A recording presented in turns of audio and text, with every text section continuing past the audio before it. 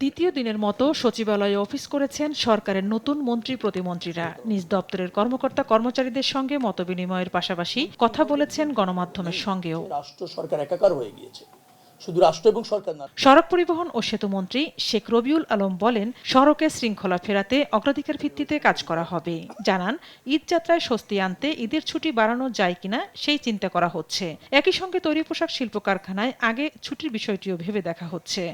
আশা করছি যে আপনাদের নিরাপদে বাড়ি পাঠাতে আমরা সক্ষম হব। আর ছুটির ব্যাপারটা এখানে একটা খুব গুরুত্বপূর্ণ বিষয়। সেক্ষেত্রেও কোনো কিছু করা যায় কিনা আরো হয়তো ৫-৭ দিন ১০ দিন গেলে আমরা এটা বিস্তৃতভাবে চিন্তা করব। আলোচনা রেখে ছুটিটা বাড়ানো যায় কিনা সেটা হয়তো ঊর্ধ্বতন কর্তৃপক্ষ চিন্তা করবে, সংশ্লিষ্ট কর্তৃপক্ষ চিন্তা করবে। যানজট কমিয়ে সড়কে শৃঙ্খলা ফেরাতে অটোরিকশা চলাচল এবং যত্রতত্র পার্কিং বন্ধ করার কথাও বলেন তিনি। ভিগো ওয়্যার গার্ড প্রয়োজন মতো বাঁকানো যায়, অধিক চাপেও ভাঙে না। ভিগো ডাকবো, ডেকে এর কারণ জানতে চাওয়া হবে।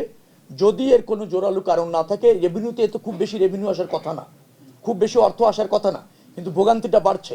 যার ফলে আমরা সিটি কর্পোরেশনের সাথে যোগাযোগ করে তাদেরকে বলবো যে এইগুলির প্রয়োজন না থাকলে দ্রুততম সময়ের মধ্যে বাতিল করবে। এদিকে সচিবালয় নিজ মন্ত্রণালয়ের সভাকক্ষে সংবাদ ব্রিফিংয়ে শিক্ষামন্ত্রী ইহসানুল হক মিলন বলেন, শিক্ষা কারিকুলাম পরিমার্জন করা হবে। আমরা কারিকুলাম রিভিউ করব এবং যেখানে যা পরিমার্জন করা প্রয়োজন সেটা আমরা করব।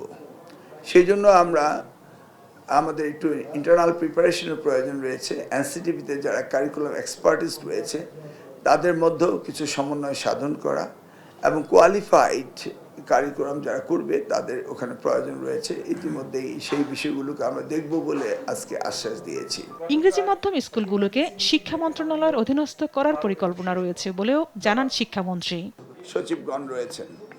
ঝর্ণা রায়, দেশ টিভি, ঢাকা।